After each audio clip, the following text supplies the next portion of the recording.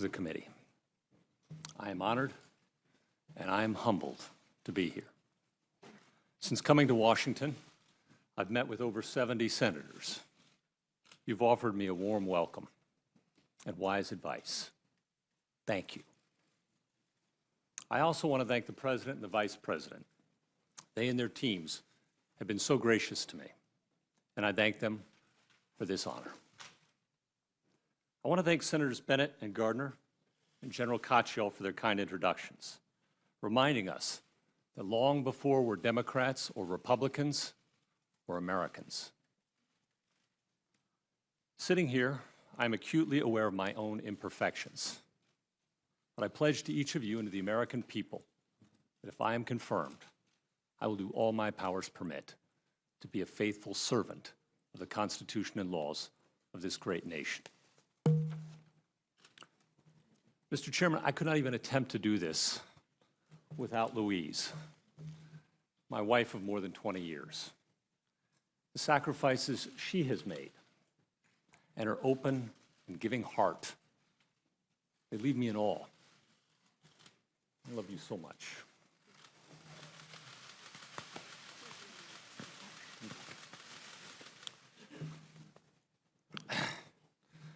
We started off in a place very different than this one. Tiny apartment, little to show for it. When Louise's mother first came to visit, she was concerned by the conditions, understandably. As I headed out the door to work, I'll never forget her whispering to her daughter, in a voice I think intended to be just loud enough for me to hear, "Are you sure he's really a lawyer?"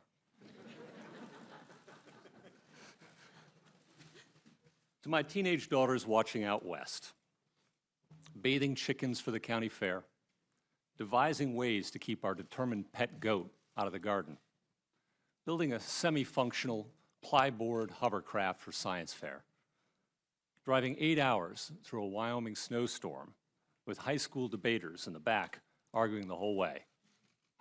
These are just a few of my very favorite memories.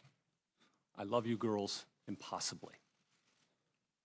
To my extended family, here and across Colorado, when we gather, it's dozens of us. We hold different political and religious views, but we are united in our love. And between the family pranks and the pack of children running rampant, whoever's hosting is usually left with at least one drywall repair. To my parents and grandparents, they're no longer with us, but there's no question on whose shoulders I stand. My mom was one of the first women graduates of the University of Colorado Law School. As the first female assistant district attorney in Denver, she helped a program to pursue deadbeat dads. And her idea of daycare sometimes meant I got to spend the day wandering the halls or tagging along behind the police officers. She taught me that headlines are fleeting. Courage lasts. My dad taught me that success in life has very little to do with success. Kindness, he showed me, is a great virtue. He showed me, too, that there are few places closer to God than walking in the wilderness or wading a trout stream, even if it is an awfully long drive home with the family dog after he encounters a skunk. To my grandparents, as a boy, I could ride my bike to their homes. They were a huge influence. My mom's father, poor and Irish, worked to help support his family as a boy after losing his own dad. But the nuns made sure he got an education and he became a doctor. Even after he passed away, I heard stories for years from grateful patients who recalled him kneeling by their bedsides so they might pray together. His wife, my grandmother, grew up on a Nebraska farm where an ice box wasn't something you plugged into the wall, but something you lowered into the ground. With 7 children, she never stopped moving, and she never stopped loving. My dad's father made his way through college working on Denver's trolley cars. He practiced law through the Great Depression, and he taught me that lawyers exist to help people with their problems, not the other way around. His wife came from a family of pioneers. She loved to fish, and she's the one who taught me how to tie a fly. I want to thank my friends so many of whom are here. Liberals and conservatives and independents from every kind of background and belief. Many hundreds have written this committee on my behalf, and I am truly touched by their support. They have been there for me always. Not least when we recently lost my Uncle Jack, a hero of mine, and a lifelong Episcopal priest. He gave the benediction when I took an oath as a judge 11 years ago. I confess I was hoping he might offer a similar prayer soon. As it is, I know he is smiling.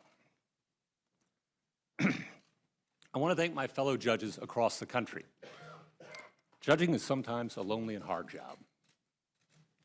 But I have seen how these men and women work, how hard they work, with courage and collegiality, independence and integrity. It's their work that helps make real the Constitution and laws of the United States for all of us. I want to thank my legal heroes. Byron White, my mentor, a product of the West. He modeled for me judicial courage. He followed the law wherever it took him, without fear or favor to anyone. War hero, Rhodes Scholar, and yes, the highest paid NFL football player of his day. In Colorado today, there's God, there's John Elway, and there's Peyton Manning. In my childhood, it was God and Byron White. I also had the great fortune to clerk for Justice Kennedy. He showed me that judges can disagree without being disagreeable, that everyone who comes to court deserves respect, that a case isn't just a number or a name, but a life's story, and a human being with equal dignity to my own.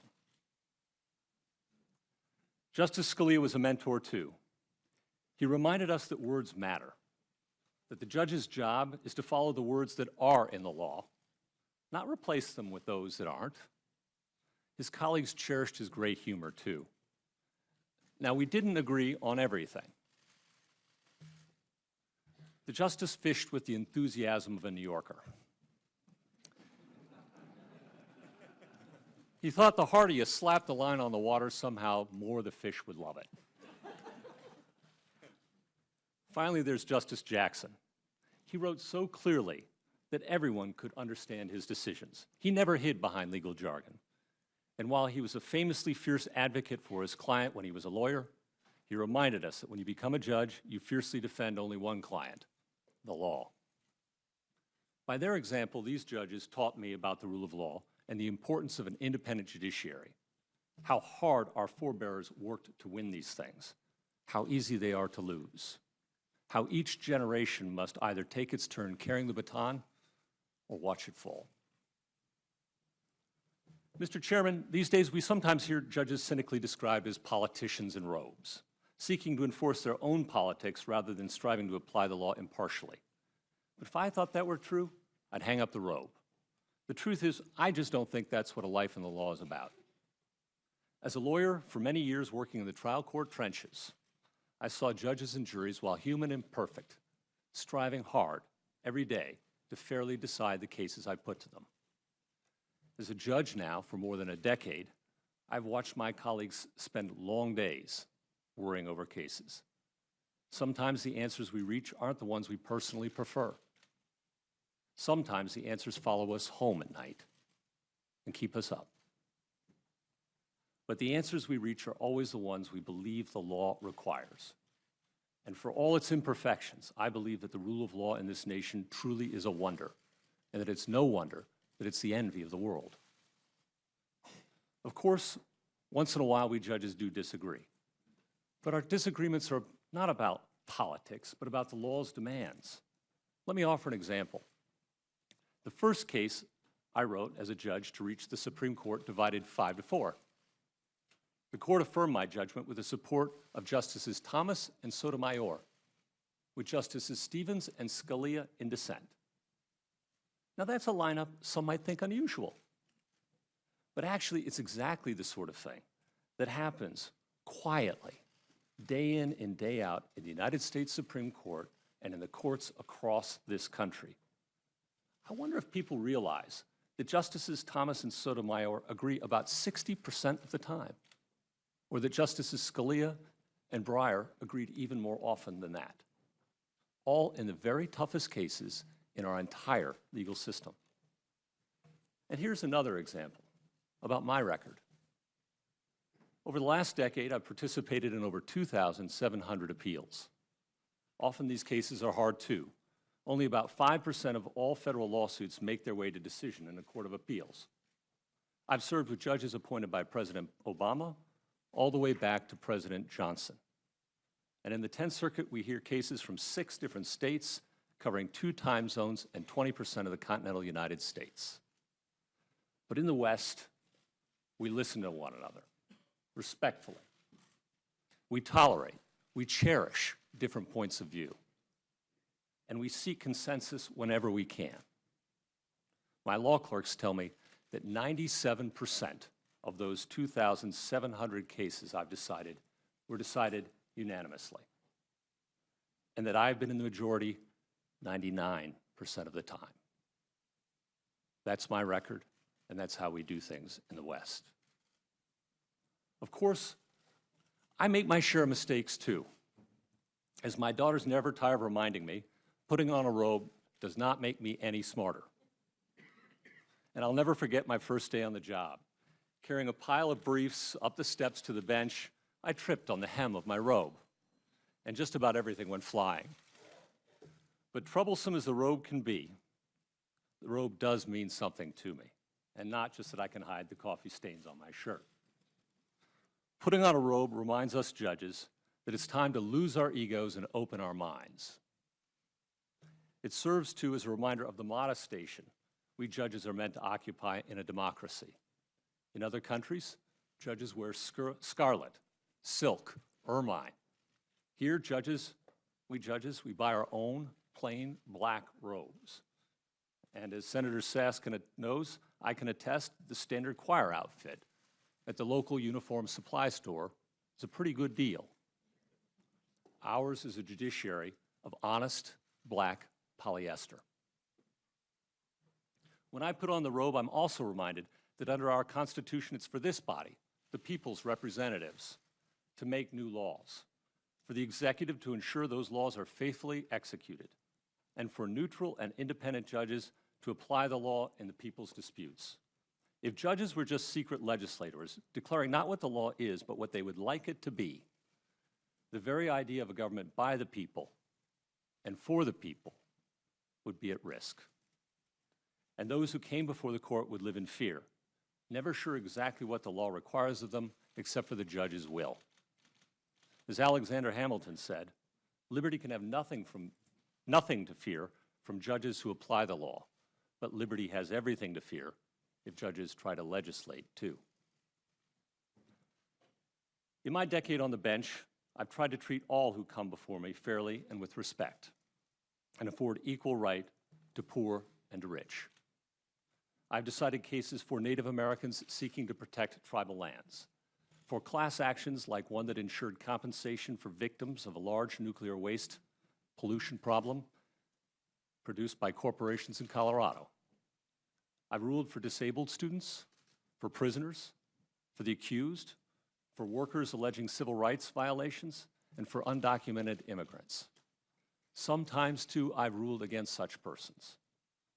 My decisions have never reflected a judgment about the people before me, only a judgment about the law and the facts at issue in each particular case. A good judge can promise no more than that, and a good judge should guarantee no less. For a judge who likes every outcome he reaches is probably a pretty bad judge, stretching for policy results he prefers rather than those the law compels. Mr. Chairman, as a student many years ago, I found myself walking through the old Granary Burial Ground in Boston. It's where Paul Revere, John Hancock, and many of our founders are buried. And there I came across the tombstone of a lawyer and judge who today is largely forgotten, as we're all destined to be soon enough. His name was Increase Sumner, And written onto his tombstone over 200 years ago was this description of the man. As a lawyer, he was faithful and able. As a judge, patient, impartial, decisive. In private life, he was affectionate and mild. In public life, he was dignified and firm. Party feuds were allayed by the correctness of his conduct. Calumny was silenced by the weight of his virtues, and rancor softened by the amenity of his manners. Mr. Chairman, those words stick with me. I keep them on my desk. They serve for me as a daily reminder of the law's integrity, that a useful life can be led in its service, of the hard work it takes, and an encouragement to good habits when I fail and when I falter. At the end of it all, I could ask for nothing more than to be described as he was. And if confirmed, I pledge to you that I will do everything in my power to be that man.